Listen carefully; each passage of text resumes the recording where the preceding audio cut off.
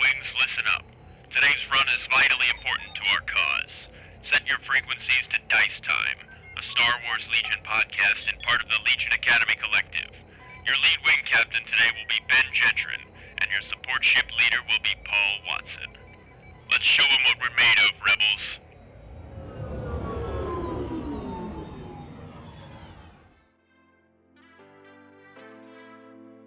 Hello, everybody. Welcome to Dice Time. I'm Ben Djarin. I'm Paul Watson. And we are coming to you from the beautiful, lush, wonderful planet of, that's right, you guessed it, Jakku, because we're not done with sand. Paul, how's it feel to be back? I really wish we were done with sand. You know, I'm ready for a change of scenery. We had a whole episode on Lothal. You messed up. You were on Hoth that one time. You know, I think, you know, we've had enough. We can get back to, we can get some sand back in us. Literally back in us, right? The problem is getting it out. Oh, yeah, you're right. Well, hopefully we should be able to, once we get this job done, we should be able to kiss those sandy planets goodbye, because I heard rumor that there is a downed, very rare ship here on Jakku in the ship graveyard that's been discovered, and hopefully we're going to be the first two scavengers to come across it. And I think that might be the first checkpoint over there. So get the sand out of your boots. Let's go. All right, pick up the tempo. Okay, and if I'm right, around this corner. Oh, Paul, it doesn't look like we're the only scavengers here. Why am I not surprised? Hello. Who's that over there? Hey guys, it's Chris and Ethan. Hi. Hi, Chris. Hi, Ethan. You don't have any reason to shoot us, do you? Not at the moment. But there always could be a reason. You never know. All right. I'll take those odds. So, for those of you in the community who know, this is Chris Zenga and his son Ethan, and we've invited them on the show today. We wanted to steer a little conversation that we haven't seen that much in the community, at least I haven't, about the dynamic between parents and child that are both in on the Legion hobby.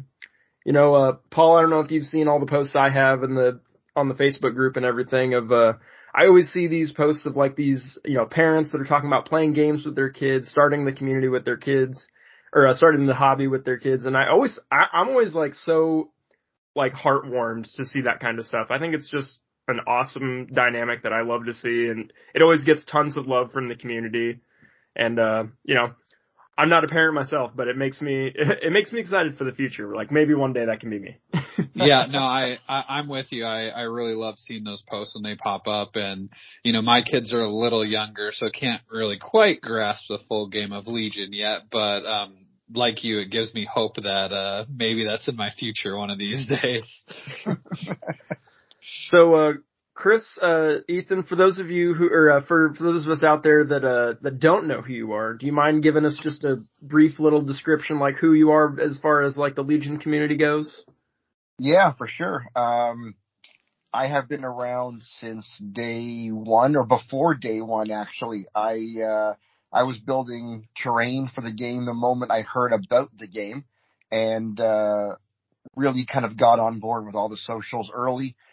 Made friends with you guys and a lot of the guys from the Legion Academy crew. I made friends with the 5th Trooper crew and kind of started just building those relationships and kind of being part of that original, you know, birth of the community. So it's always been something that I've been part of, and because my kids are the age, they're 17, 14, and 11 now, but when they were, you know, 15, 10, and 8 ish, I started them right away. The first tournament we ran, the first learn to play that I was giving, I had them involved, and so they were all there from day one too, just kind of playing and learning and being part of the whole world.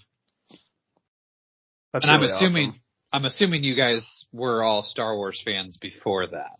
Is that correct? Oh yeah. I'm 43, so I was around for Jedi in the theater, but I was a VHS kid, right? So, my dad had the original VHS copies, and we wore those things completely out. So it was my duty, absolute duty, to make sure that when the kids were born, we instantly got them as into Star Wars as possible. And Ethan can tell you, every room he's been in has had some kind of a Star Wars decal on the wall, or in his current room, I've got all of my old 1997 through early aughts ships hanging from his ceiling, kind of in dog fights and stuff like that. So we're definitely a house of Star Wars. So Ethan, let me ask you a question. So are you enjoying the new shows, movies, series, everything that Disney's coming out with? Yeah, I've been liking it, recently. I like it a lot. The shows have been like I like The Mandalorian, but Boba Fett I didn't really like. It wasn't my thing. The new show I didn't really, end up liking the first 3 episodes that are out. Andor is what it's called. Thanks, Dad. But everything else, like past that, I quite enjoy. He got me into it, like, the moment he gave me his old Wii U, he put in the first thing I ever watched on that was the first Star Wars movie. So, I've grown up with that, and now it's a big part of my life. That's awesome. That's Just awesome. And just a quick reminder, Ethan, how old are you? 'Cause since your dad said how old he was. Yeah, I'm 14 years old. Cool. So when Legion started, you would have been 11? Yeah, I think so. Yeah. Yeah, because we're going on year 5 now, is it? 4 or 5, yeah, somewhere in that ballpark. Yeah. But Ethan has got a mind for this kind of stuff. Like well, again, we've all talked in our private chat, so you guys know that I get worked up when I can't figure out the best list to build, the best plan of attack. It's a downside for me. I overthink it. Whereas I'm constantly saying to Ethan, let me check the rule book, and he'll say, it's this. And if you tell him a rule once, he'll remember the rule. So for the most part now, I lean on him. When I say, oh, this guy's got sharpshooter 1, he'll tell me what it is without me having to even look up the rules. So it's a literal the student has become the master situation. That's awesome. Yeah, because I was gonna say that's also for at least a plus in Ethan's direction. Being in since day 1 is a lot easier to manage the rules, because you only have to learn, when the game first came out, you only had 20 keywords to learn, and then with each expansion, you only have to learn 1 or 2 more. So as they progressively come out, and we've talked about that before, the dynamic of all the rules, as if you start the game right now versus if you were there day 1. So I mean, yeah, it's a better traction to have been. The longer you do it, the longer, or the more retention I feel like you kind of have for the rules as they start to come out. So, Ethan, were you? Oh yeah. No. Sorry, go ahead. I'm just gonna pick up this piece over here. You say whatever you were gonna say.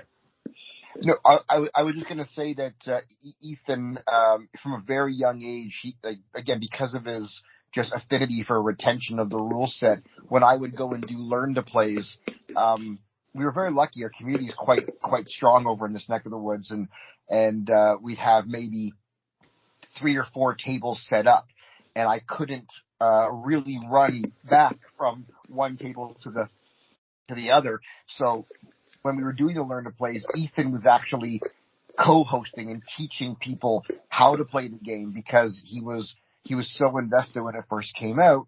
He was able to take that knowledge of that core, 20 keywords and core rule set and help other kids learn. And he brought a lot of kids into the community because they were kind of drawn towards him and his table and having someone their age teach them the game. So he's been really, really kind of more involved in helping the community grow and less than just passively being in the community. That's awesome. That sounds like a really proud dad moment. I would think. Absolutely. So do you I guys enjoy like it. share your stuff together? Like, do you guys kind of pool? We were talking about it a little bit before the show, but do you guys like pool all your stuff together? Do you have separate stuff? Like, this is Dad's, this is Ethan's. You can't. These are mine. I painted these, or these are my units. Or do you So guys kind of share everything? Ethan doesn't really hobby, but he enjoys gaming of any kind, board, Okay. tabletop, video game. So I'll invest in the miniatures, and I'll invest my time into painting them, and then he'll invest his time into Using them. using them exactly.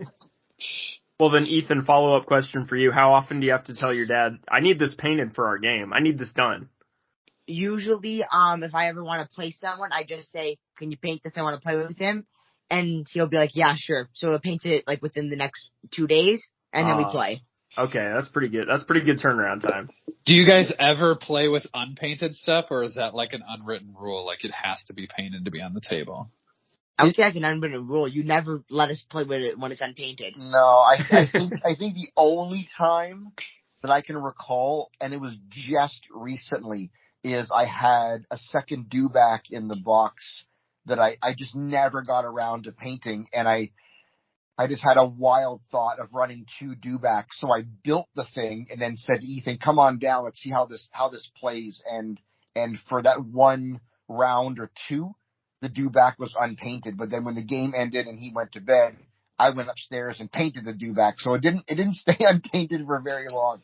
But that's the only real time I can think that an unpainted mini Played. Yeah, because I don't know. I'm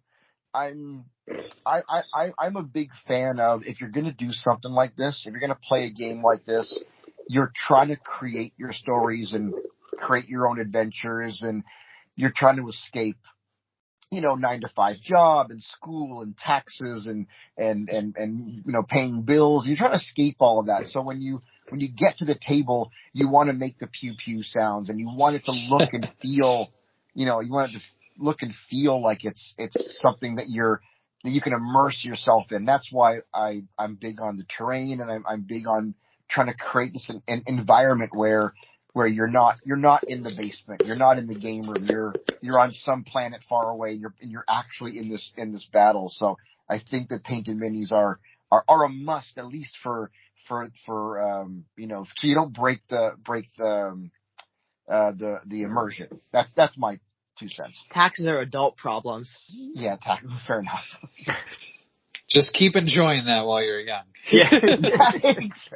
Yeah, I quite do. Yeah, so Yeah. I mean, it's been a while since like the games obviously started and all that. There's been a lot of games that have happened over the course of all of that. You guys have had a lot of history, years off and on playing the game. Just like as a general, and this is going to feel very open-ended, but just like, how do you feel like this has been as like the father-son kind of bonding together experience, like overall? Is it like the hobby itself? I mean, you guys said you didn't do the hobby so much together so much as you played together, but like kind of just in a general sense, like how has that felt for you guys? I mean, I think we're our family dynamic with all of our kids is we are really big on tripping together, and we love Disney and doing Disney together. We love movies, and all of my kids kind of love a certain type of movie, and we're really big on doing these things together and experiencing these things together. When Star Wars hits the theater, all 5 of us are going to the theater, and so we are at its core that kind of family where we do these things together.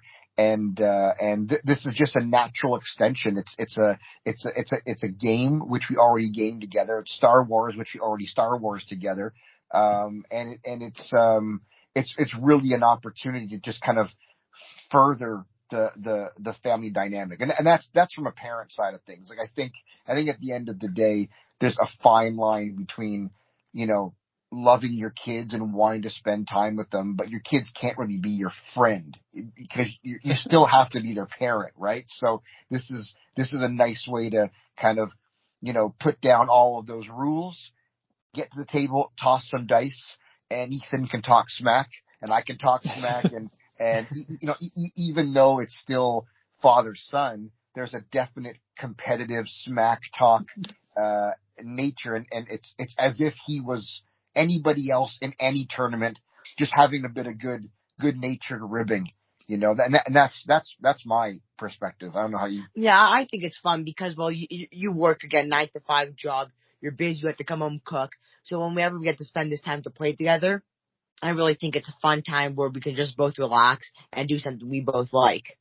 And you spend so much time painting and all this, so you also get to take pride in this. And I get to watch you have a glowing face when we're playing with this. There it is. That's it. I like that. I like that perspective because it's really interesting. Your take on what your dad is like, right? All the things that he does, and that's really awesome for you to say. And I bet it makes him proud to hear those things. Oh no, so. it's nice when it's I think as a parent you say to your kids, like, you don't understand, but you will, or you don't know what we have to do, or you don't know what it costs to do this, and and they don't know. A lot of times they just don't understand what things entail. And when he says you work all day, you come home, and then you make dinner. I do all the cooking in the house, so you come home, you make dinner. Mom helps them with the homework because she's a teacher, so she's the brains. So I leave that to her, and I do other things around the house. And he is aware of all these things that are happening around him. Laundry is done, food is made, the house is cleaned. He gets where he needs to be. So for him to say, like, I appreciate that moment that we can just both take a break from our lives and have some fun. It's nice to hear because it shows me he's aware and he understands what actually goes on in the world, and that you need to stop and make time to do things like this. And it's important. It's important to do that. So if he knows that this free time doesn't come arbitrarily, but you have to work for it, set aside time for it, work a 9 to 5 job to make the money, to have a bit of extra spending cash to buy these minis. Like, it's all part of the journey to get to the table. So it makes me proud to know that he understands what goes into those hour or two, couple times a week of father-son time, Yeah, I was going to say, that's really awesome. I was going to say, it's awesome to hear like how much you both enjoy that, because I think too, as a parent, it's one thing we're always trying to, do what's best and show our kids the way, and we hope that some of it might sink in at some point. And it's really awesome to hear from both of your perspectives some of that coming out, right? Like, we're trying to teach healthy coping mechanisms, right, for our lives. Listen, I'll tell you this, and you guys from our time with the Academy, this better than anybody. If you roll dice like I roll dice and you don't have good coping mechanisms, you are going to be in a dark place for a lot of your life. Well, you've been better recently when we got to play. I got all shitty stuff on the red die. You got everything on the white die. So this is true. I have been getting better rolls, but it's definitely it's a teachable moment, and it's more of a do as I say, not as I do, because I definitely want to Francis the table a lot when I'm playing this game. I try to keep it in check as often as possible. Well, that's really awesome. And yeah, and just piggybacking off of what Paul said, like, I think that's really awesome and mature of you, Ethan, to give that kind of perspective and to see that kind of stuff going into it. And if you grow up that fast, be careful, you're going to start paying taxes soon. Listen, I hope to God that's not true. It's just an inevitability, but you can avoid it for a bit longer. Let me enjoy playing ball outside and going biking with friends for a bit longer. Yeah, you got as long as you can, bud. All right, let's break this up with a little bit of just some quick little cues I have in here. Yeah, I'm forgetting names. Ethan first. I was gonna say Zenga, and then I'm like, I guess that's both of you. Ethan first, then Chris. Favorite faction that's available in the game right now? I think it's probably gonna be the bounty hunters because I think like how my dad at least paints them, they look awesome, like super dope. And I think how he uses them in, like for strategy, I think it's just a cooler way that you're gonna be able to like adapt it to the game. That's Cool. what I think. How about you, Chris? Favorite faction? Oh God, this is some Sophie's Choice shit right here, but I really feel like my heart is always going to be Empire. It's where I started, and I'm a huge Palpatine fan, just in general. But like we were saying before we started to record the episode, I bought into the Syndicate, and I've been playing this kind of Bosk, Cad Bane, Pike, Black Sun mixed, list right now, and there's just man, the rule of cool. It's just so cool. I can't. I didn't think anything would take my love away from the Empire, but just having these guys on the table, they were a blast to paint. I had so much fun painting every single faction. It didn't feel like batch painting. It felt really good. So I definitely got. I got to go with Ethan. My love right now is the new Syndicate stuff. See, anyone that was wondering why I asked Ethan first and then Chris was because Ethan's answers are all going to be prepared. Chris is still thinking about it by the time Ethan's done his. Yes, that is 100% right. So I'm buying him time. Yeah, I appreciate it. Favorite unit that's in the game doesn't have to be in the favorite faction that you mentioned, but like, what is probably your favorite unit that you've played in the game right now? I actually don't know this one. Well, it can be a figure, it could be a mini. Then it'd be. I think it has to be. What is it? Luke, because I just love how like lightsaber throwing and everything, and that's who I mainly play. So I just think Luke looks awesome, and because I use him in so many of when I play, I use him all the time. I just got to know him so well that I like memorized everything that he has. You also do like playing Padme because she hands out those dodges to everybody. Oh yeah, Padme also because I just screw my dad over because she just gives dodges and names to everyone, and then I just screw him over and over. Ethan is a token junkie, and any character he can get his hands on that has a keyword of within range 1, give those units dodge or whatever. He loves that stuff. And I mean, it's good stuff. Yeah, for sure. So that's a Republic player, right?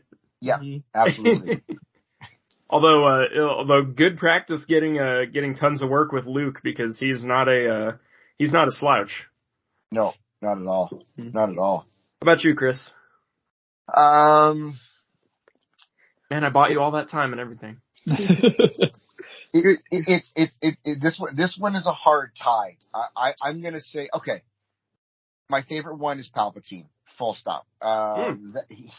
If he gets close enough, he will make your day miserable. The what is it? Now you will die card is just it's stupid. It's just stupid, and especially if you're playing a skirmish when there's not a lot of guys on the field. You get him in there, and now you'll die, and you will die. Everybody will absolutely die. So he is by far my favorite miniature ever. Honorable mention definitely goes to Death Troopers because there's something about when they came out at the time, they felt very OP. I know that now the game has progressed to a point where they're not as badass. They're not as badass as they were because there's more available to, counter them and fight back and throw dice back at them. But I still feel like having Krennic and 2 sets of Death Troopers on the table is just intimidating. I don't know if it's all the black. I don't know if it's that they're larger mini than the other ones. I don't know what it is, but there's something about that wave of Death Troopers marching at you that I think maybe playing against newer players might have a little bit of intimidation factor. Similar to playing against tanks. If you don't have any vehicle experience and you see, double saber tank or double and double any vehicle really. I think it's intimidating to see that on the table. I think Death Troopers do that similarly, that in the same way. I was going to say I agree, just because Death Troopers are very fearsome looking. Also, my favorite trooper, or my favorite Empire trooper, I should say. Yeah. They definitely hold. Well, you said like they would probably be intimidating for new players to come across. I would argue they're also intimidating for players who have played the game since the beginning or since they came out as well, because of the reason you said. When they first came out, they were like the hotness. They were the meta. They were so scary because they were so good. And Pathfinders, which were supposed to be their mirror, were so not. Yeah. So they definitely ran the table for a little bit of time there. So that'll definitely bring the PTSD out of anybody who's like, oh crap, I remember you. Yeah, and it's cool because I think we were talking. It was I guess the last world. I guess it was Adepticon, where we saw stuff on that live stream that, like, someone brought triple FD cannons. Like, what in the hell? Like, we're seeing things now that are clearly showing that it doesn't matter what you think the meta is. There's enough miniatures available to the people at large that you can expect to face off against anything. And I definitely think the rule of cool is absolutely in play now more than ever, because I don't know. I can't even give you a good example of why it's happening. But it used to be this kind of 13 act, 12 act, naked stormtrooper, Darth Vader, type list, and it was boring, but lots of dice being thrown, and it was the most efficient way to win. And now I see people winning with things that would have been like people were like getting laughed at if they brought the what do they call the airspeeder? The T-47. T-47. Yeah, people were people couldn't not believe that would ever in a million years make it onto a table, and it was like a running joke in the community about the T-47. And like I said, someone brought 3 FD cannons. So look how far we've come as far as what the community feels that they believe they can win with, or at least are making the attempt to play with something that would not be your bread and butter gun line or naked trooper multi-act line. It's just I think it's inspiring might not be the right word, but it's motivating. It's motivating for me to get back into the scene and play tournaments again, knowing that I'm not going to walk into a game of the exact same list doing the exact same thing, because that's the new meta. I don't know. You can correct me, because you guys are way more in the tournament scene than I've been, but I don't. I don't know if I'd say that. I just don't know that the meta. I don't know that the meta matters. That we should hashtag that. Does the meta matter? Oh, now you're on the right. Now you're on the right show. I don't know that it does. I really don't know. After seeing that Adepticon, I don't know that people are concerned so much with let's all bring the same stuff and let our dice do the talking. I think we're seeing this kind of resurgence of, wow, this is a really cool model. I put a lot of effort into building it. It was really hard to build. It was a difficult model to build. I want to show it off. I want to impress everyone. Like, hey, look, I achieved this build. I achieved painting these small little pilots inside the latch, or whatever that accomplishment is. I think more of us are looking to get those things on the table to kind of just show off what we managed to achieve artistically. Yeah. And that has nothing to do with meta. And again, I can't speak on it because I haven't been to tournaments since really the pandemic, but I feel this is a thing that's happening, you know? Well, I was going to say we could speak to it a little bit, just because I know Paul and I have each won events with lists that were like unique. Like no one else was running this kind of list at the time. And I don't think either of those we could say have happened super recently, but that's always been something that even in the time of the meta, you could still bring, you can still bring something that is completely unheard of to other people, and you can go all the way with it. Not even just say that you can do well with it. You could go all the way with it if you know what you're facing and you know what kind of stuff you can expect, and if you build the right kind of stuff with the stuff that you love, you know, you can face off and square off against the best of them because Paul and I love the element of surprise. Yeah, and I don't again. I wouldn't want to put words in anybody's mouth, but like I can only imagine someone like Luke, for example, who's you know been the world champion for so long and played all the different variations of the game there is to play. I can only imagine that someone like that playing at that level would have retained interest in the game when he knows he could be staring down the barrel of something that he's never played against, or he hasn't played yet, or his dad hasn't played against with him. I think that you know from a professional gaming standpoint, you want to keep your pros in your game. You want to keep the guys playing at the highest level. You want to keep them playing at the highest level, and I think you need them to feel excited to come back and go, oh wow, I might. What did Evan bring to Adepticon? Like a lat with Vader in it? Like, Yeah. what the hell? Like that must have been just awesome and horrifying the first time he dropped that, and he went to the finals with that thing. And that's like, I think, again, not speaking for the community, but I think that's the kind of stuff that'll keep the elite players in the community, fighting in the community, creating better players playing against them.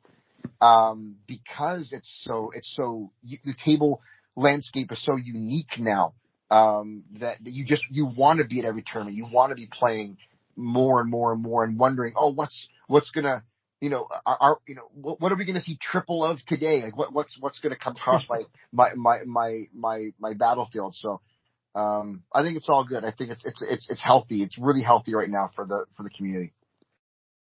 And not to linger on this one too much longer, but I think Battle Forces also do wonders for that as well, because it brings back units that like nobody's really using in huge force, like the Blizzard Force. You know, how many snowtroopers do you have painted up before Blizzard Force dropped? Probably 1 to 2.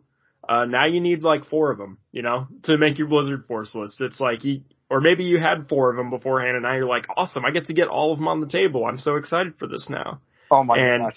Once we get all that stuff out, I have so many snowtroopers. Snowtroopers are my absolute favorite core unit because the flame trooper with spray, steady was a game changer when you could move, take a little pot shot and move back into cover. Oh my gosh!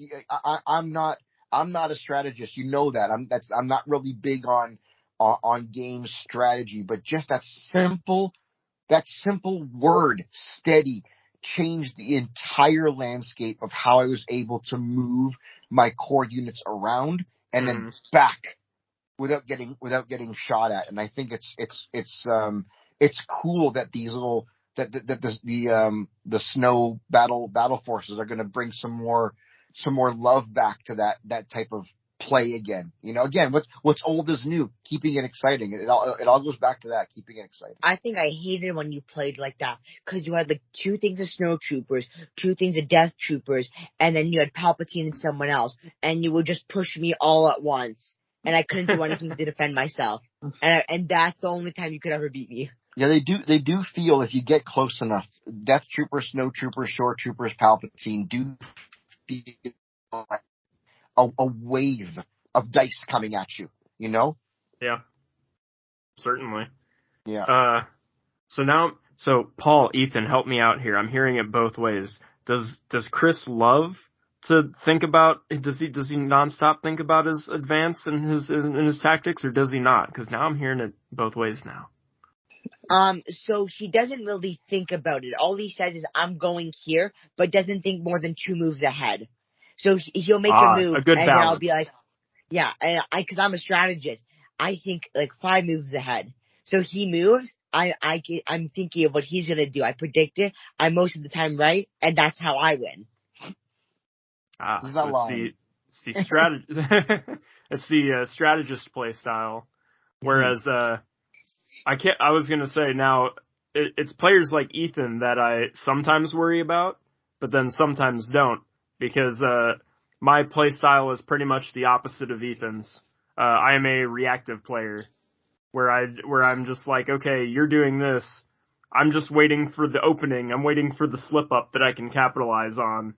But I tend to roll in like a Han Solo, where I'm like, what's the plan? let's just throw our best foot forward, and if the enemy slips up, try to capitalize on it. But otherwise, just go for it. I feel like we.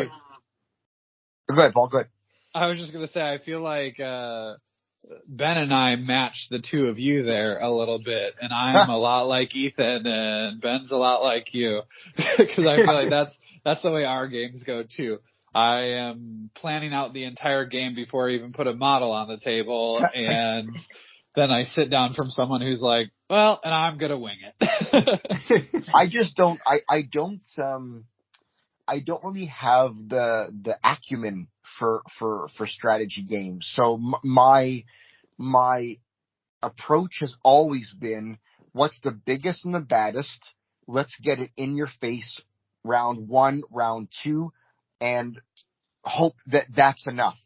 Because I don't really have the game sense to think about, okay, now I really gotta wait till the 4th round before I blah blah blah. I can't think that far ahead. I don't know that I'll make it that far ahead. Maybe it's a confidence thing. I'm not confident that I'll make it far enough unscathed to drop the proverbial bomb on my opponent. So if I can, I go for the gusto right out of the gate and just hope it serves me well. Well, for me, because there's two ways I play the game as a strategist. When I play my father, because I know how he plays. I've played him so many times. I play super aggressive because I know what he's gonna do. He pushes me at the beginning, so if I can get around him, I'm fine. But when I play new players and new faction against people, I usually play more defensively, so I see what they're gonna do, and then I try to counter whatever they do. That's how I think. Very, very fluid. So just getting kind of back to this dynamic that's kind of going on. So I was just saying earlier, we see all these posts of fathers and sons or fathers and daughters, all the parents and children in general, that are sharing the hobby together, whether they're playing or painting or both. And I've seen people other, much like yourselves, I've seen other parents and children that are getting into the hobby at the same time, but recently, right now. Mm-hmm. And I think that's such an awesome dynamic that, should be celebrated. I think it's just really cool. Do you have any kind of recommendations or anything for any other, maybe there's a parent out there who's I'd like to get into this with my kid, or my kids would really like this. Maybe I'll get it for them. Maybe I'll help them out a little bit with their stuff and kind of let them fly. But, do you have any kind of recommendations? And Ethan, this is a question for you too, maybe, just to get every perspective on this from your guys' dynamic. For any parents and kids that are wanting to maybe get into the game together, or anything they should have in mind going into that kind of investment.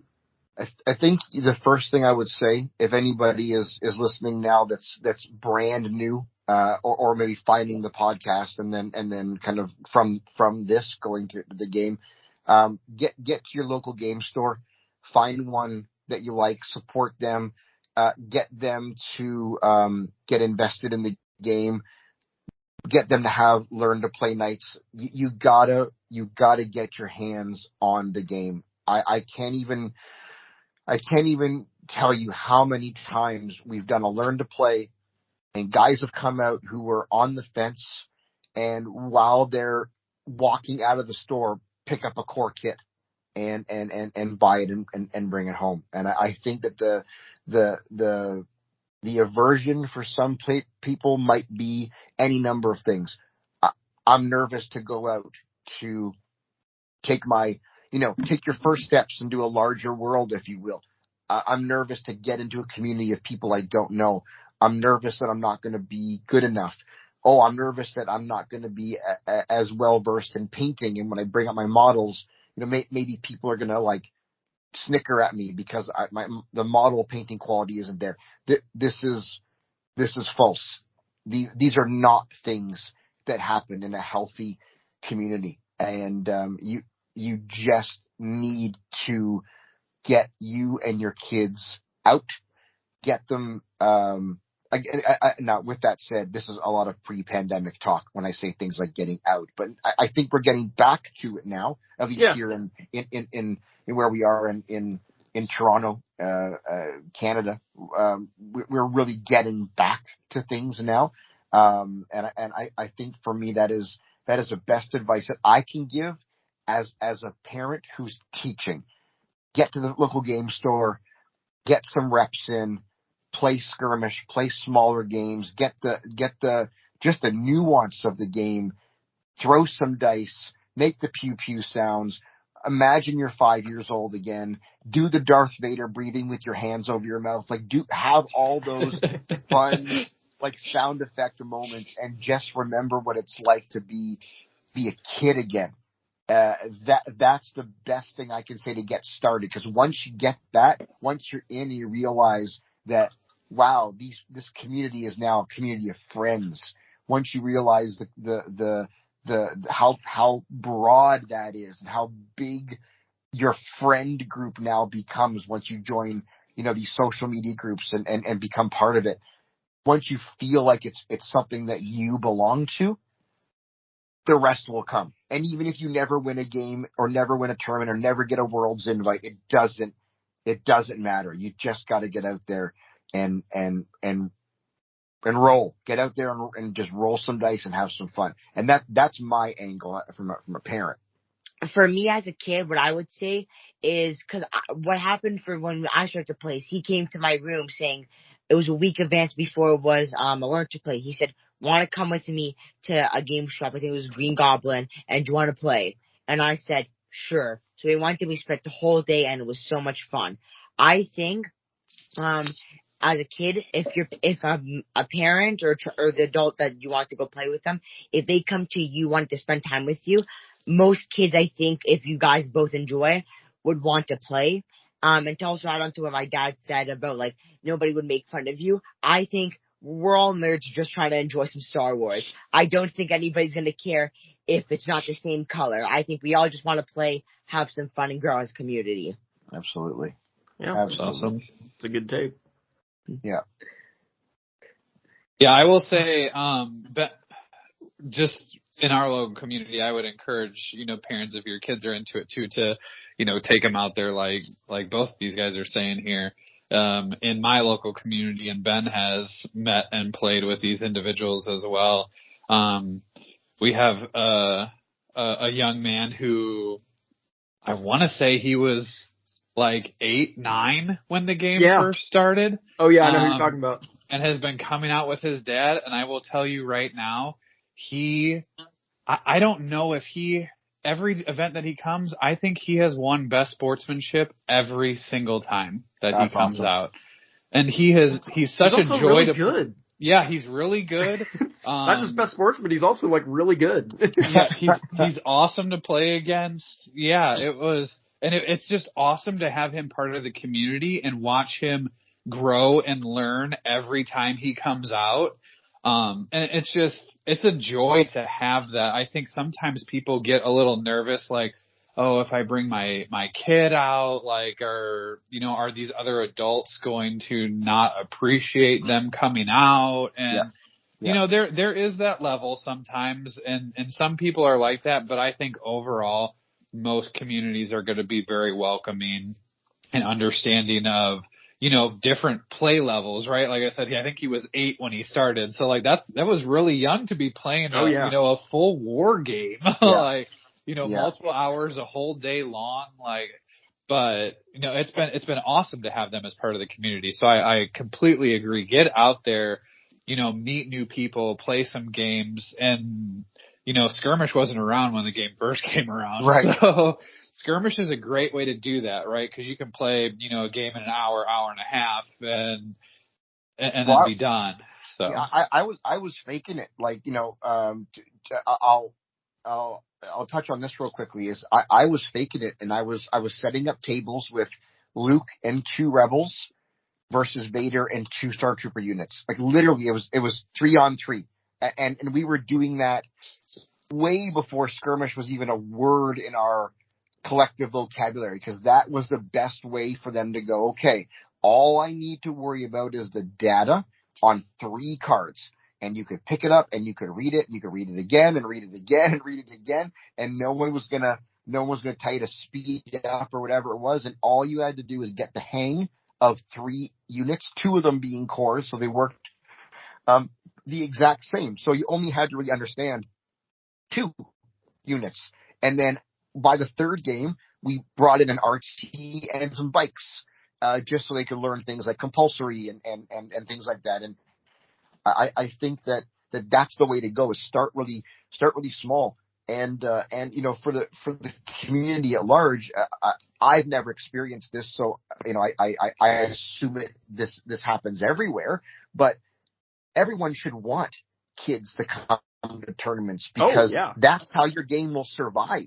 Those Absolutely. kids playing, they're the future. They're the future. Like it sounds so cliche, but you need to get those kids playing, because, and I know this is a Legion podcast, but like if they walk away from Legion and walk into Crisis Protocol, Battle for Middle Earth, Warhammer, if they walk into some other interest, you've created that spark, and you've got them to go into a game store and play more miniatures games. And if it's not your game, that's cool. Let them find their own game. But you need that young blood to come in and play.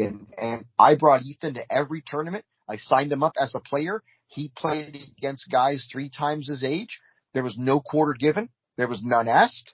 If there was rules questions, they would always oblige him, but they would treat him as an opponent and play him as an opponent. And by the 3rd tournament or so, I got a game. He was winning. Ethan was winning because they didn't treat him like a child, or they didn't look at him as a guaranteed win. And that's when the shift happens, when they don't see an 11, 12, 13-year-old and go, that's a W for me. It's not. And no one ever thought it was. And it was really nice to kind of see this acceptance of a child, but treating him as an equal on the battlefield. And that is something that, just go back to your last question, moms and dads, you will see this. You can bring your child, and it's okay that you're not playing at the same table. Don't worry about it. Let them be. Let them be on their own. Let them experience the game without you there. Let them meet new people. Let them lose. Let them get beat hard, because it'll just build the character, and they'll want to come back and get that victory. And there's no safer place that I can imagine than a group of guys just like us, all wanting to have fun and kind of create memories and build camaraderie. That's a big thing with me also, because we went to a tournament with, I think Luke's still the world champion for Legion. Yeah, he was. And I was playing, I versed, I think, 3 guys, and I won 2 of them, but I lost 1. And I was versing Luke. And I thought I was getting a bit cocky, like, let's see how well I can do. I got my ass beat to a pulp. But that's the thing, though. That's why I keep on wanting to play, because eventually I want to play him again, and eventually I want to win against him. How many kids? That's a noble ambition. How many kids are going to go up against a world champ and say, I got a shot just like you did? I thought I had a good shot. I was a cocky kid, and then I get my ass beat, and I never forgot. And the next game I played was against my dad, and I could not think about our game. I was just reviewing me and his games I had. I remember it. I was gonna say, that's a haunting experience to play against a champion and be like, dang, I was gonna say that's a tall order for you, but I wish you luck in that. I don't have my ambition set that high. I don't know that I need to go fight the world champion. I'm not even brave enough.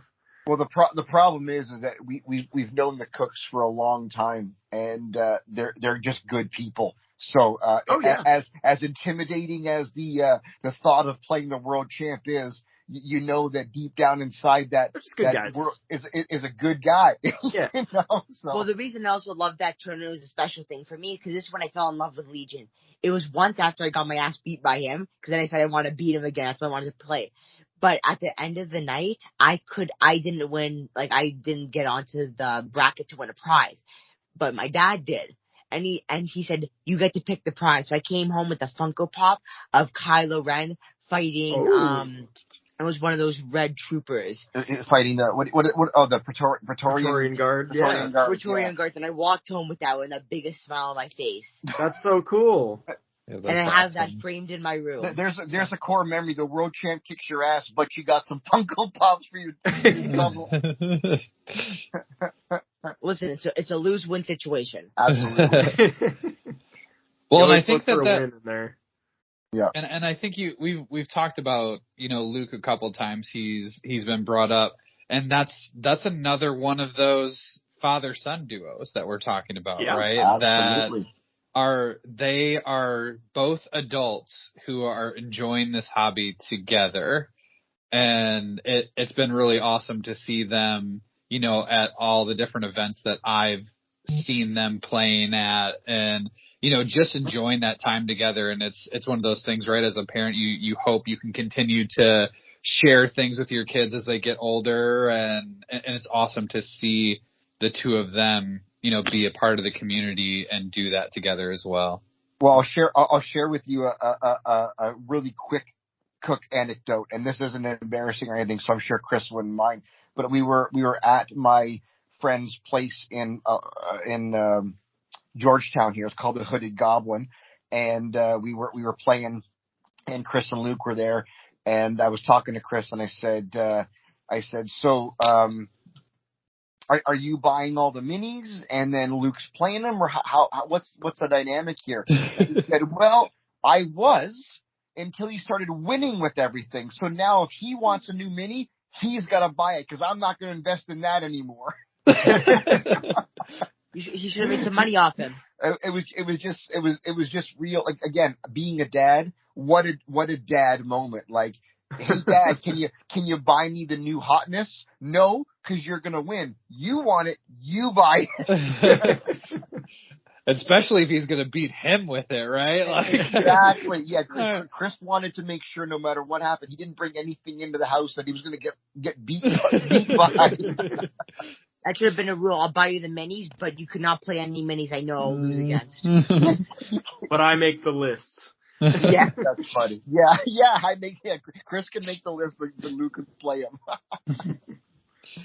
That's awesome. Oh man. Well, I think that's a good wrapping up point, unless you guys have anything else to say. But I wanted to just say thanks again so much for your time, guys.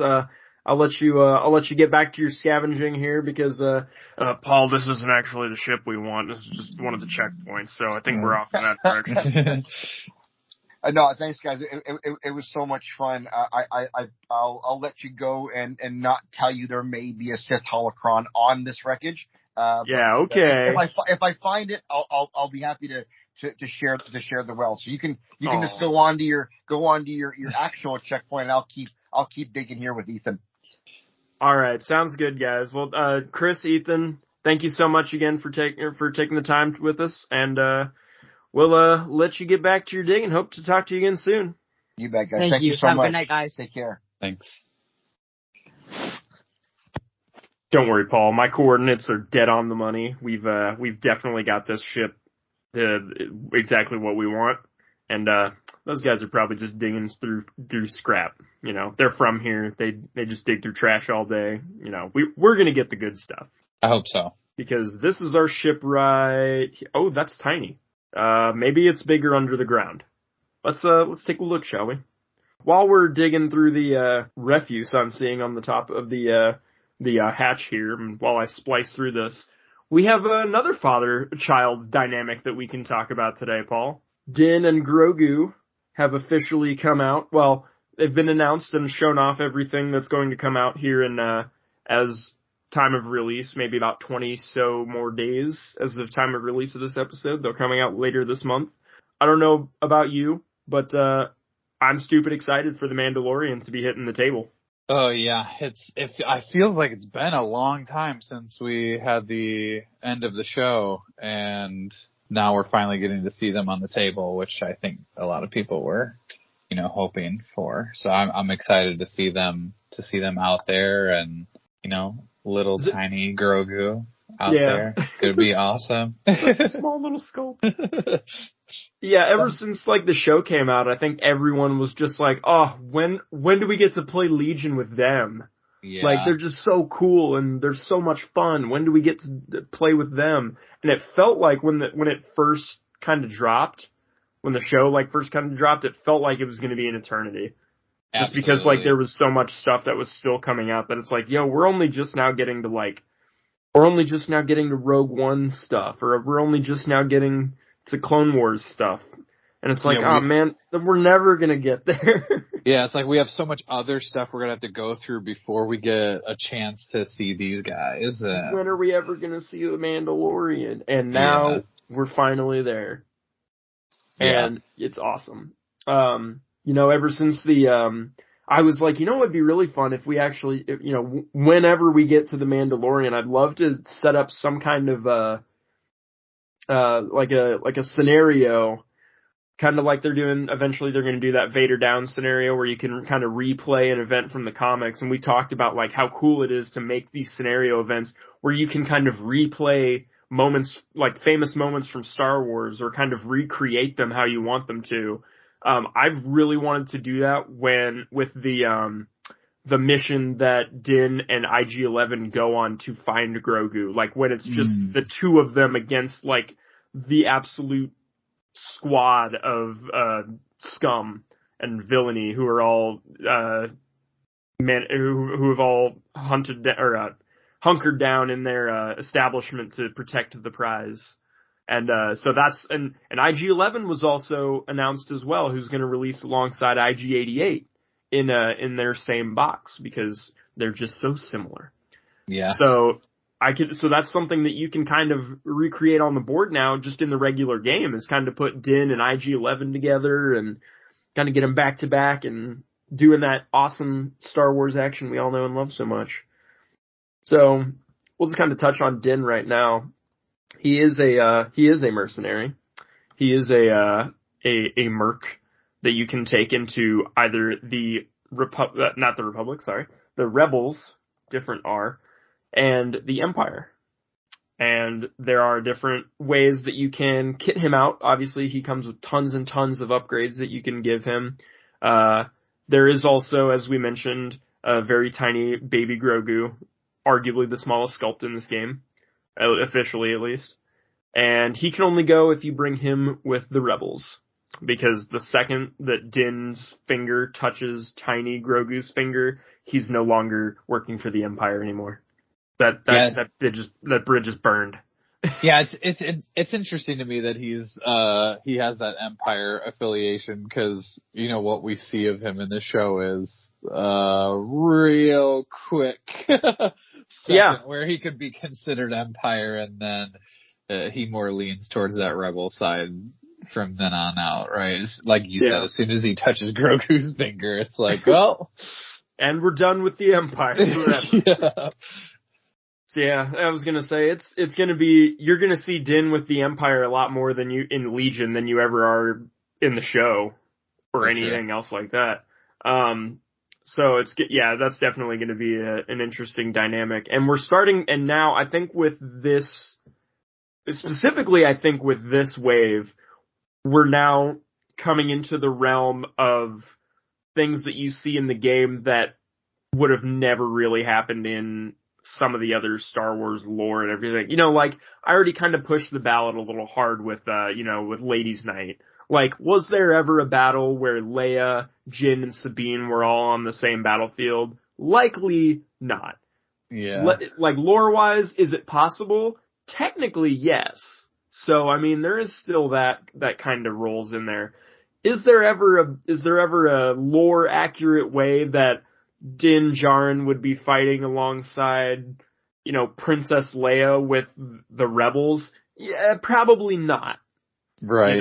Because he's a very post-Galactic Civil War unit that you're now pitting with Galactic Civil War armies that were kind of designed back when the Galactic Civil War was at its prime. Right. So, same thing with Din and Vader or Palpatine. Exactly, because they're dead by that point, Right. Would you really see that happen? I mean, technically Din probably was alive at that point, but right. So it's not very.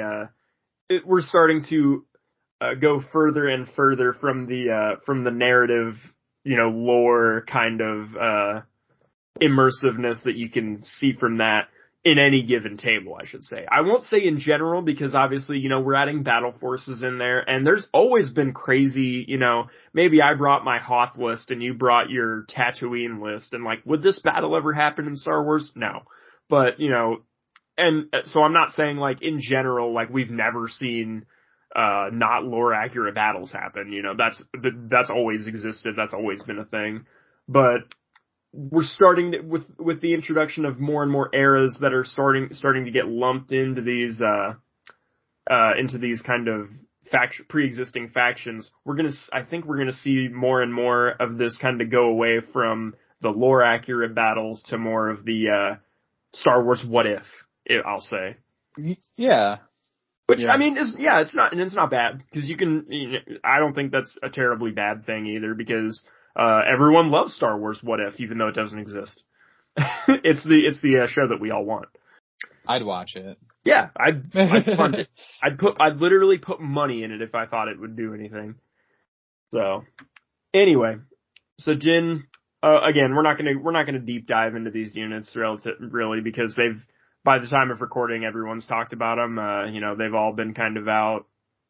Their stats and stuff have all been kind of out. You can go to your favorite list builder right now, and I guarantee you the cards are all there. Yeah. But, Din's got, Arsenal 2, Bounty. He's got his Impervious Armor. He'll have Independent Aim 1 and Dodge 1. That's scary. And then Tactical 1, so he's getting a name every time he moves. He's got a pistol, a knife. He's got all sorts of different upgrade icons, so you can kit him out with all the crazy stuff. His Beskar staff, the jetpack, his disintegrating rifle, which, oh my god, the internet broke the day the stats on that came out. Yeah. The Ambin rifle. And if you haven't heard, the Ambin rifle is unprecedented as far as guns go. It is a 3 black melee weapon for when you're using it in melee with the keywords Immobilize 2 and Suppressive. Pretend that's all one weapon, and you're like, okay, that's a really cool melee weapon. Now, as a separate thing, there's also an action, or rather I should say, a 2-action action. So if you do this, it takes up your whole turn that the Ambin rifle allows you to do. If you are not engaged, perform a speed 1 move, then choose an enemy unit in line of sight, roll 1 red attack die, and if the result is hit or crit, the chosen unit suffers 1 wound and gains 1 suppression token. So, to just quickly break down what that means, or rather what is missing from a normal attack, or what's missing from this that would separate it from a normal attack. There is no range. You are literally just measuring line of sight. You are not rolling hits for the sake of your opponent rolling defense. You are rolling a red attack die, and if you hit or crit, automatic wound. And that's not pierce. There's nothing like that. It's just you taking a wound, you take a suppression. End of sentence, end of story. And we have not had a lot of, this is probably, I'd say, the most extreme case of, an automatic shutdown kind of rule mechanic or keyword ever since Pierce, which Pierce has been around since the game was always there. And Pierce is a very, you don't get to do this kind of thing. But, ever since then, Impervious has come out. Immune Pierce has always been a thing as well. So there's been workarounds for that kind of stuff. But this goes beyond that. This is now like, if I see you and I roll well enough, you take a wound. So we're starting, and, he had one of his command cards, the Whistling Birds does a similar thing. He's got the, 3 pip Whistling Birds, Djarin. During his activation, he gains action, choose up to 3 enemy units at range 1 and in line of sight. For each chosen unit, roll 1 white attack dice for each mini in that unit. That unit suffers 1 wound for each crit, hit, and surge result that you roll. Again, no save. At least you're measuring range on that, and you're doing like the deadliest spray attack I've ever heard of. But Din is introducing mechanics that we've not seen in the game so far, where it literally just denies a step on your opponent's part, or denies them an answer or a counter. Mm-hmm. So I think that's an interesting thing that the game's starting to, I don't know if it's starting as a trend, but that it's introduced, kind of a shutdown, you don't get to do anything about it mechanic. Yeah, it's interesting how this specific character has multiple of those instances, right? Like wrapped in to the same character. Very intriguing. And it'll be interesting to see what they do with that kind of design space. Do they continue with that, or is this limited, right? Or is this limited to his specific things? Like, we don't see the Whistling Birds. We don't really see that on any other character in, right. Star Wars, or his disintegrating rifle. We hear about it, but we don't see it very often, or like in the shows and movies and things like that, you don't see disintegrations happen. There's the iconic line from Vader, that says no disintegrations. So we know it exists, but we don't see it very often. So it'll be interesting to see if other, characters will gain some access to that, or if this is one of those that will be limited to him. Personally, as a Yu-Gi-Oh player, I've seen firsthand what a game looks like when the entire meta just becomes, my goal is you don't get to play the game, and it sucks.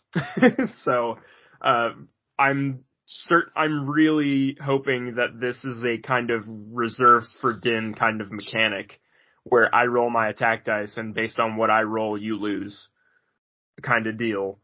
Not like you lose entirely, but like, you don't get to do anything about it. You have no counter. You cannot do anything.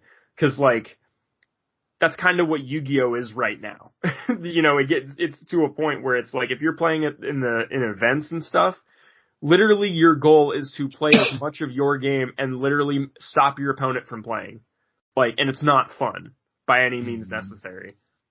Do I try to get people to play Yu-Gi-Oh with me? Absolutely. But we play a much more fun version where we're playing with, archetype cards and not trying to play a meta. And I don't want to see Legion get to the point that Yu-Gi-Oh's at, because competitive Yu-Gi-Oh is not fun at all. And I would never dream of playing in another event for that game. And I don't want Legion to become that. And if we see mechanics start to go to a point where where we're going to more mechanics that are denying your opponent the ability to play, I'm going to be worried for the competitive scene of what that's going to look like. I already know Din's going to make a huge splash in the competitive scene when he comes out. Everyone's going to be excited to put him on the table. He's a revolutionary Star Wars icon at this point. Him and his beautiful little baby Yoda. Oh, for sure. Yeah, no, I think there's a lot of people gonna play him. It's interesting, where he fits compared to some of the other bounty hunters. I feel like, lots of the other bounty hunters seem to be a more, like ranged focused unit, where Din has the ability to have long range, but it seems like his kit is focused on more getting up in your face. Oh yeah, for sure.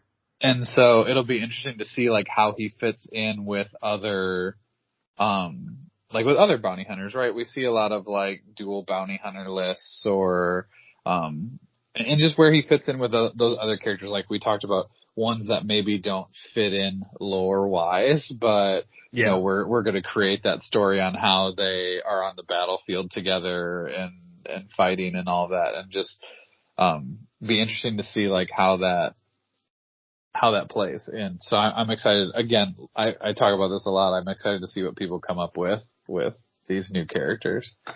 I mean, can I tell you how stupid excited I am to be playing a rebel faction and get to play Din and old Boba on the table together? I know.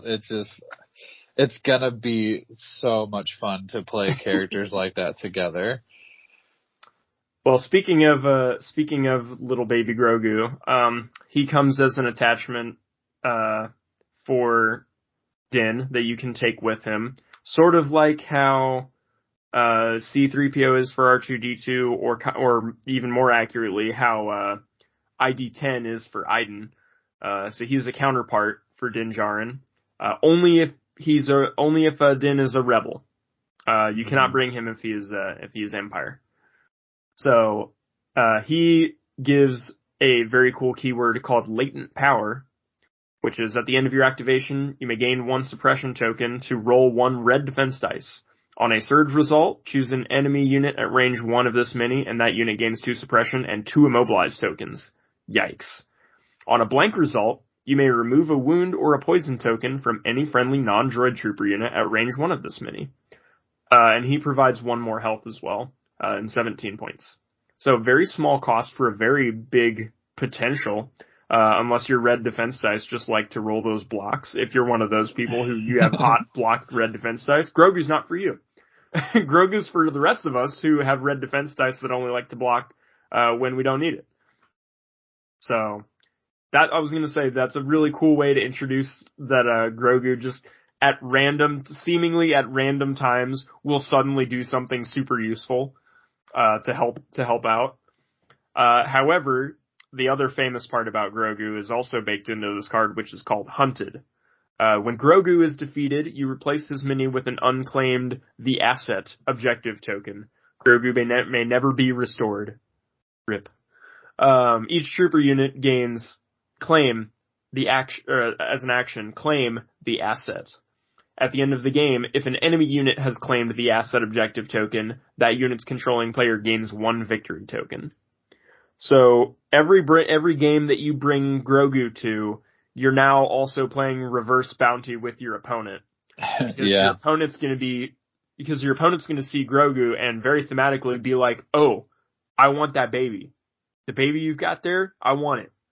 So they're going to try and kill Din, or at least make you shed the wound off of Grogu so that they can go pick him up, which is a really scary dynamic when, just like you said, Paul, Din is a very close range unit.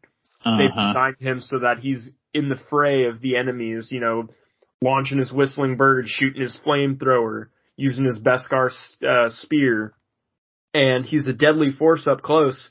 But you're also, and my rebel heart is happy when I say this, you're gambling a lot by bringing Grogu to that matchup, because as soon as things start to go sour and Grogu's token hits, or Grogu's asset token hits the table, now you're playing another game, because now you're trying to keep your opponent from picking him up.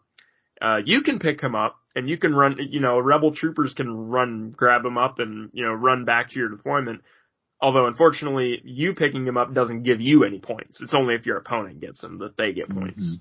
So, that's a scary game to play. Yeah, it's really interesting. Like you said, it lends itself to the rebel theme there, right? Like, that risk reward. Do you take Grogu in there with you and give you that boost on Din, and potentially, man, if you roll that surge and just immobilize like a force user or something like that, and they're just stuck and can't do anything to fight you while you just keep fighting other things. Like, it could be crazy, right? And it could feel really powerful. But then on the other hand, you could just lose Grogu and then give up a point. Like, do you want to even play that game? I think some people are not. some people are not going to even risk it. And other people are going to be like, I have to have Grogu on the table. Like, Some people are going to leave Grogu in the ship. Yep, they'd be like, here's your ball. Like, please go back to the ship. You wait here. Although if you're on the fence about it so far, another reason to bring Grogu is Grogu has his own command card. So he comes with a 2-pip command card called the Hand Thing. It does not give any orders out, and this card cannot be selected during the command phase.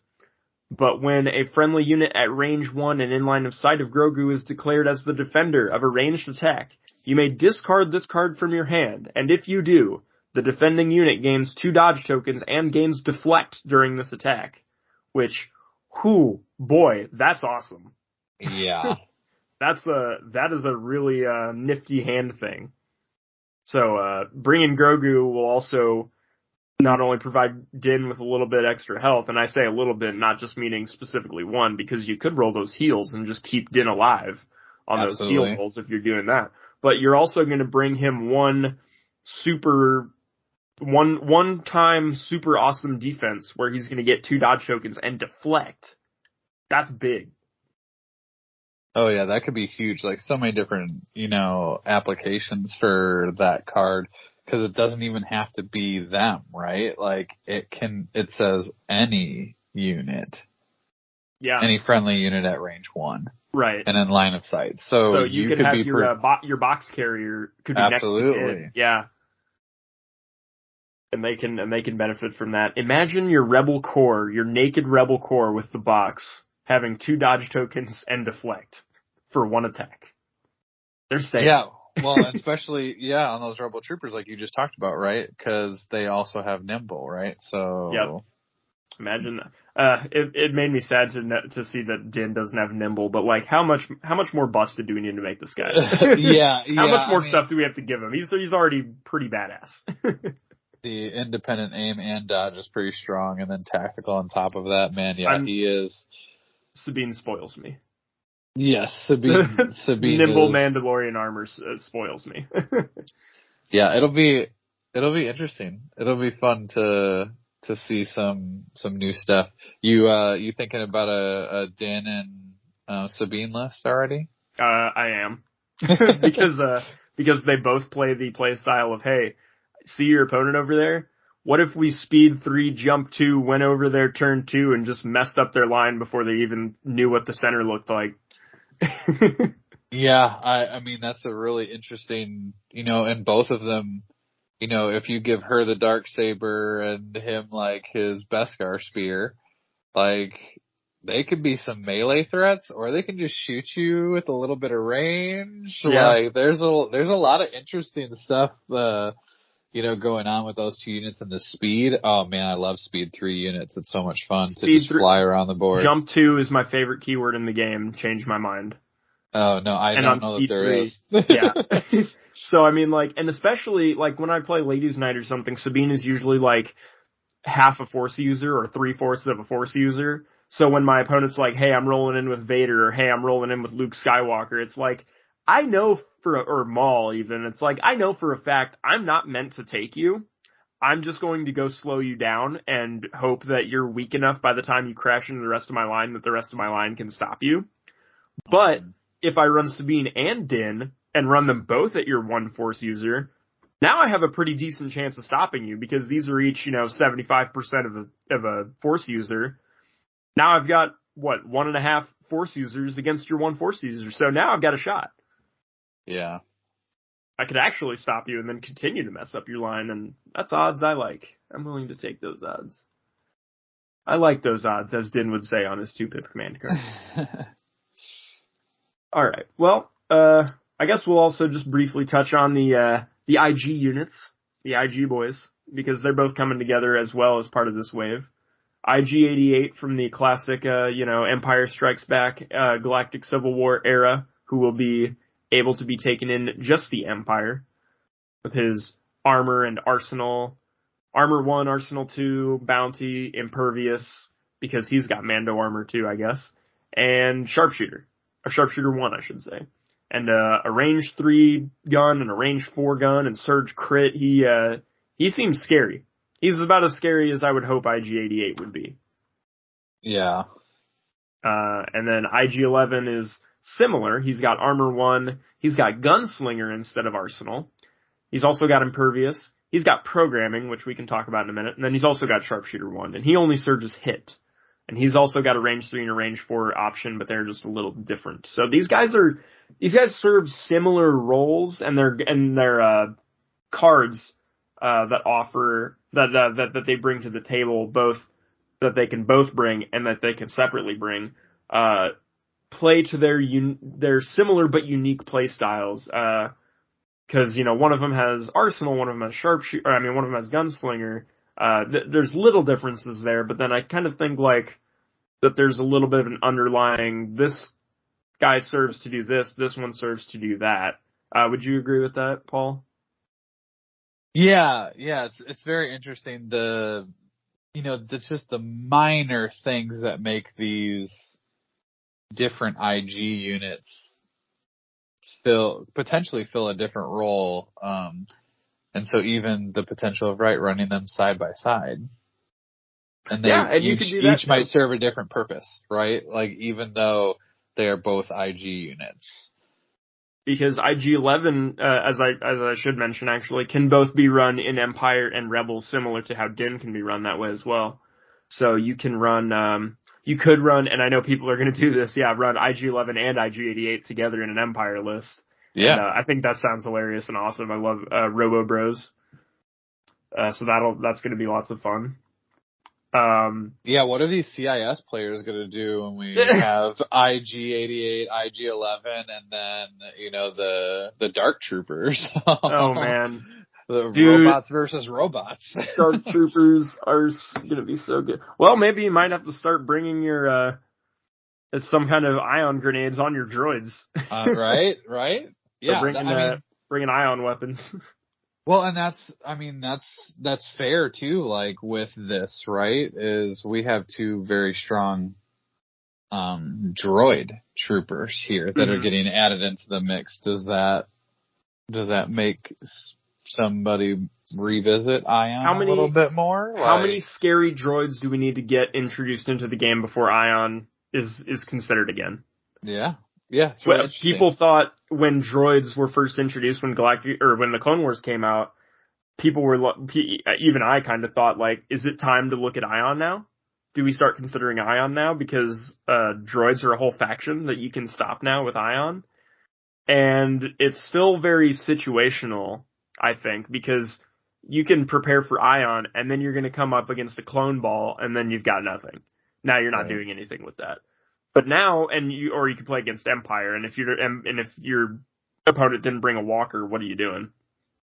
But now you're almost definitely going to see these IG units when they hit the table for the first time. So I think maybe, if for bare minimum nothing else, if you wanted an answer for them, if you're having trouble with the IGs as they first splash onto the table and make that, known, unknown kind of impact that new things naturally do on the game, you may consider wanting to bring like one source of ion or one thing that can maybe slow a droid down. If you're just wanting to, kind of keep your distance on those guys specifically. And now that those are being introduced in both Rebels and Empire, and with the addition of Dark Troopers down the line as well, you're definitely now seeing droid troopers come into more of a spotlight in different factions other than just the Separatists. So now you have more of a chance that your Ion might come into play. So absolutely. The 6 Ion list will be coming from Paul very soon, and we'll let you know what that looks like when he's done. Oh man, yeah, I always trying to find a way to get that Ion. Oh no, but these two units, they look good. I like the subtle differences in some of their, keywords and weapons. The two units have the E11 blaster and the DLT. And I like how the dice are the same on each of those weapons. Mm-hmm. But then some of the keywords are a little bit different to make these units play just a little differently from one another. Like, I like seeing that IG-11 has the more, he has the 4 red overpower, like, melee attack, but no arsenal, right? So that's you're in there, that's the only thing you're using, whereas IG-88 has that, versatile E11 blaster and then Arsenal 2 with its arguably, I mean, I shouldn't even say arguably, but like little weaker attack in melee, but you can still do something else, right? And shoot out of combat with that Arsenal 2. And just seeing, IG-88 probably doesn't want to be in combat, as much as like if IG-11 gets in there, you're like, oh, all right, whatever. But IG-88 is still going to be a nuisance in there too, right? So it's interesting. It's interesting to see just like the slight variations on these and Arsenal 2 compared to Gunslinger and what that means you do with the unit, right? IG-88 with Arsenal 2, I mean, if you're at range 3, you're throwing 3 white, 3 black. Like, that's a big dice pool with Sharpshooter 1, Surge to crit. It's nice. Mm-hmm. Whereas IG-11, right, you're shooting the same, let's say range 3 or range 4, but you have Gunslinger, which is nice. Still have that Sharpshooter 1, but your die pool is maxing out at 3 dice. So even if you're shooting at range 4, you're shooting, 2 black and a white, or if you want that Pierce at range 3. So IG-88 can still be that big hitter that we've seen from some other bounty hunters, like, like a Bosk or things like that at range. Whereas IG-11, I feel like, is going to see more like cleanup duty. Yeah. Yeah, I can see that. So it's just interesting how, like, what role they might fill in your list. And of course, for IG-11, right, depending on what faction it's in, are you in Empire with double bounty, or, are you, taking that the other programming, the nanny programming, and which I was just going to go to, and as I bring that up, I do want to make a correction, unless I'm mistaken. I think you can still bring Grogu with Empire Din. I think I made a mistake there earlier in saying that you couldn't, because as I look at Grogu's card, there's nothing that says that you can't bring him with Empire Din. So if you're playing Din on the Empire, I think you can still have Grogu. And I think maybe that's that, he's maybe thematically he's still in his, should I bring him in? I have him now. Should I bring him in kind of mindset. I think where I was getting slipped up was on the nanny programming. It's for IG-11 only, but only on the Rebel side. And he gains, and if Grogu's there, he gains counterpart with IG-11. I think that's where I was getting mixed up with the Rebel only thing, because only IG-11 can have Grogu if he's playing for the Rebels. I think Din can have him either way. So I think, I think I made a mistake on that one. So I apologize. It's interesting too, right? The programming, right? Because you can, IG-11 can be Rebel and still take the bounty programming. Yep. Which is the scary one. Right. So, but the nanny programming is limited to the Rebel. So it's giving, again, it's giving some interesting choices, right, on like which faction, and with all of these bounty hunters, right, being able to be cross faction and things like that, it really opens up some different play styles. Like, you can run a double bounty Rebel list. Like, that's like, it's crazy. Awesome. Yeah, it's crazy to think about, like, double bounty Rebels. That's just not what we would think when we, heard double bounty early on in the game. Oh yeah. And the fact that you can run it in there's multiple factions that can run double bounty now is also a new thing, and that's pretty awesome. Yeah, we're getting bounty for the Rebels for the first time, and now we're able to take it double immediately. Right. Yeah, and it's interesting. Yeah, and I like that.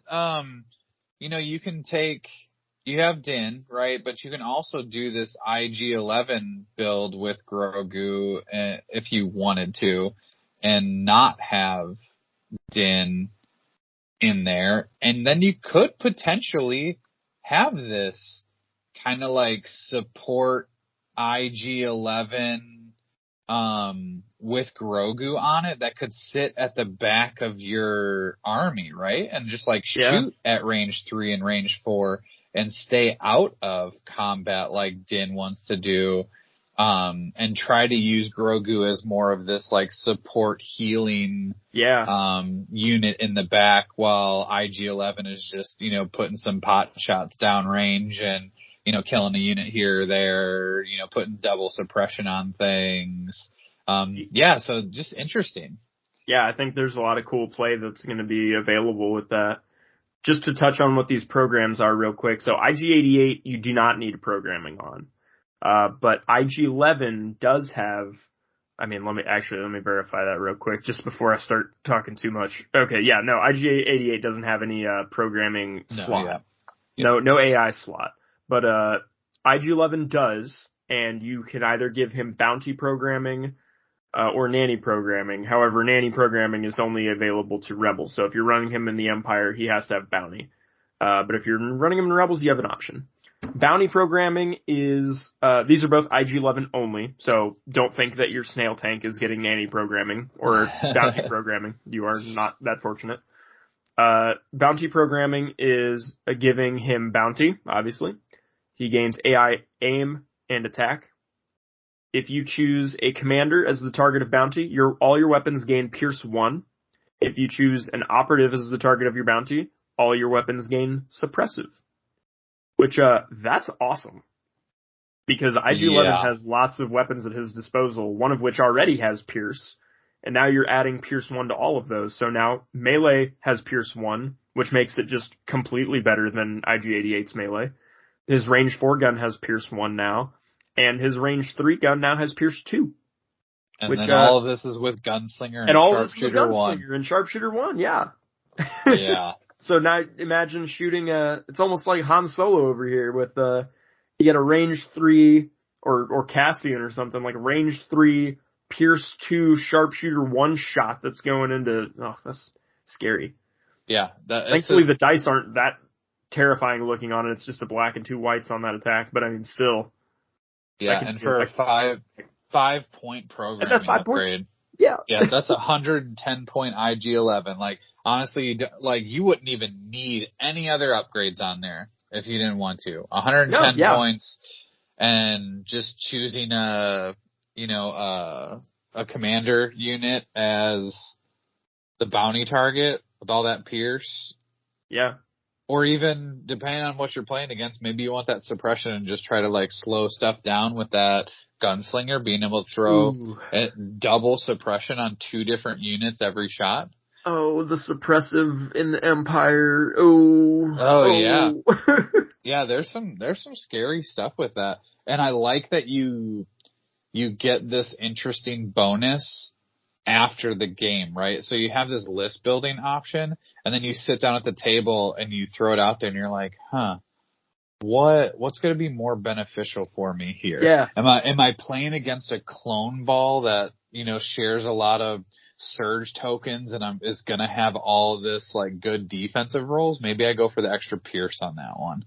Or am I playing droids who aren't going to care about suppression?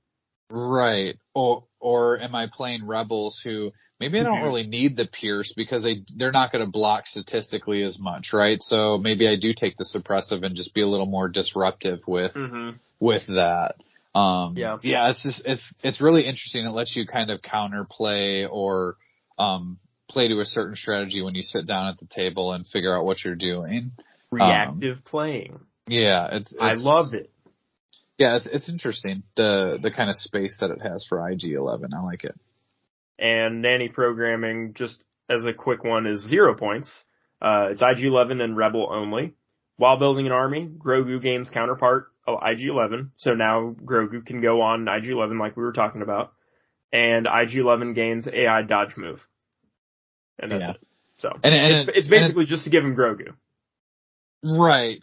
And it's worth mentioning again, I think, that you are required to take one of these two. Yep. You can't just run IG-11 without one. So you will have to pick, are you taking this bounty hunter IG-11 or are you taking the nanny IG-11? Which I think they made him cheaper with that in mind. Yeah, they made him 5 points cheaper than IG-11 or IG-88 with that in mind, because IG-88's 110 and IG-11's 105. So bare minimum, you're paying. Well, bare minimum you could pay 0, but you would be paying 5 points ideally on like an Empire version to bring him up to 110, which would then make him equivalent to each other, which I think that's factored in. I think that's cool. Yeah, because I mean, essentially they're the same thing, right? Supposedly. Yeah. So, it's interesting how they are so close, right, in points in some of the different things that they can do, but yet there's these subtle differences that for those who've played other games, right, you see all the different IG units and how they're just slightly different than the other one, their counterparts. It's here we'll see multiple IG units, but each one will do something just a little bit different, and I like that we have these two options right away, with the same model, different cards, and can do some different things. Not to mention, IG-11 has, and we're not going to go through all the command cards, but I did want to mention this one. Yes, for those of you wondering, IG-11 can explode, can kill himself upon to deny being captured. Absolutely, there's a 3-pip command card that if you're building a command hand, actually, if you're playing IG-11, I believe this card must be included. Let me double check that. When building a command hand, if your army includes IG-11, this card must be included. Yep. So if you're bringing IG-11, another cost you're paying is this is one of your 3-pip cards.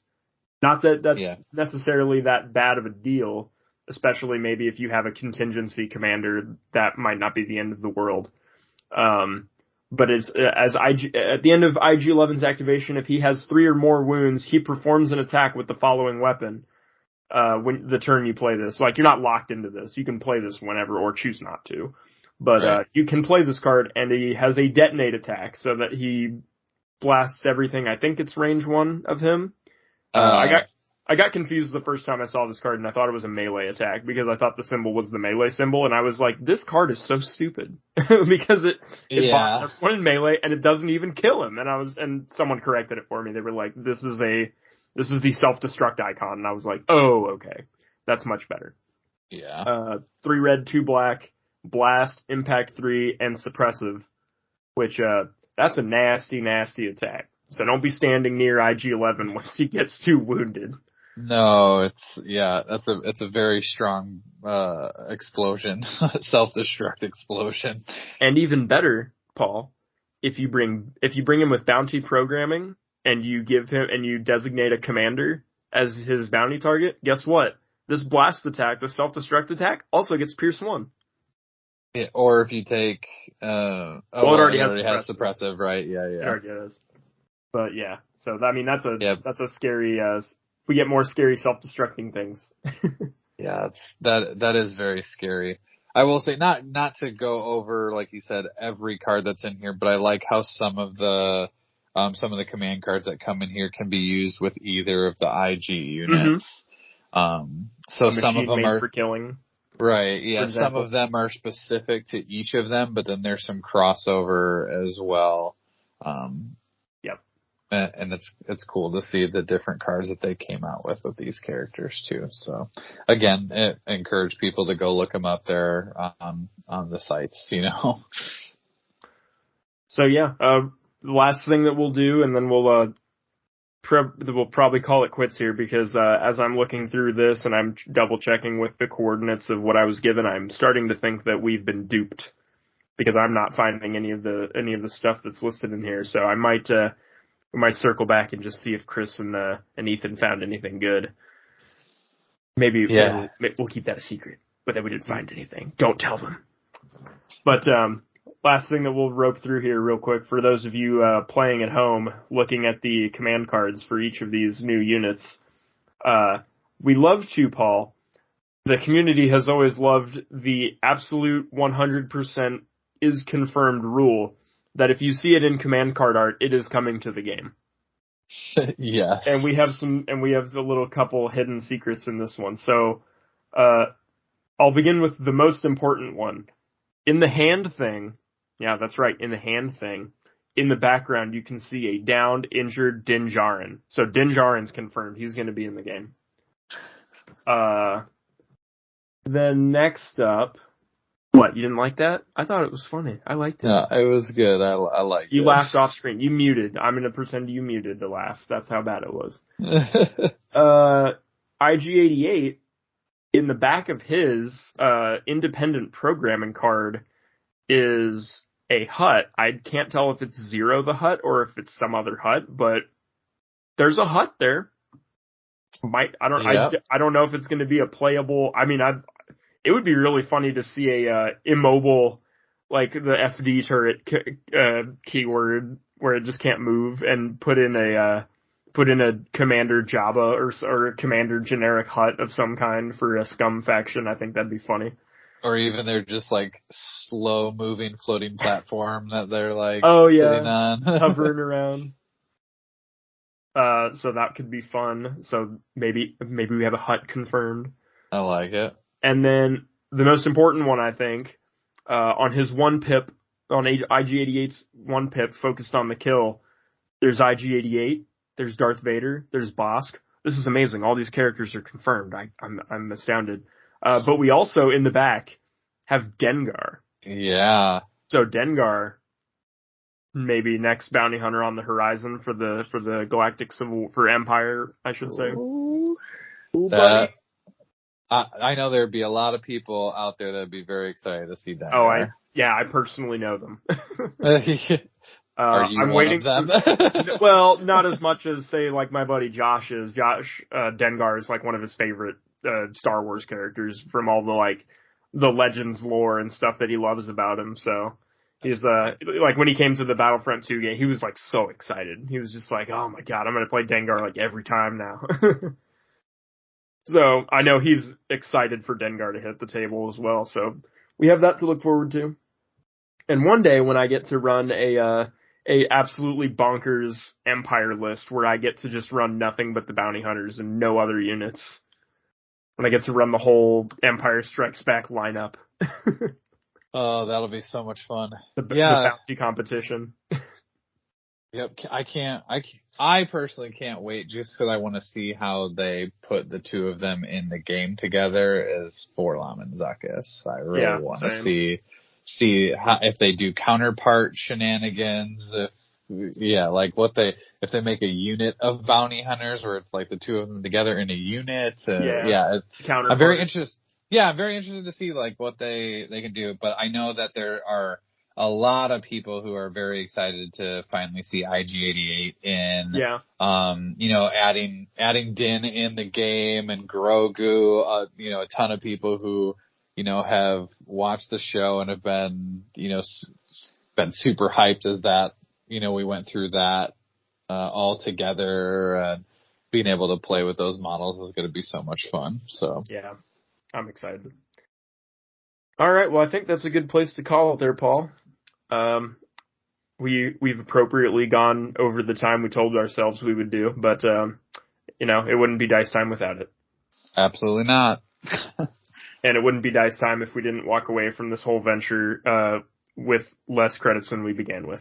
Yeah, I was going to say empty-handed, worse for wear, full of sand. Thank you so much for bringing me here again. Well, thank you, Paul, for joining us on this adventure. So I guess until next month rears its ugly head, we will be seeing you all. We'll have hopefully some events I plan to go to within the next month that hopefully we can talk about next time, and we'll see what other crazy Legion things are being announced or that are talked about that we can bring you next month. But until then, thanks everyone for joining us. Hope you all had a dice time with us today. I'm Ben Djarin. I'm Paul Watson. Go out and make today even better and sandier. Have a good night.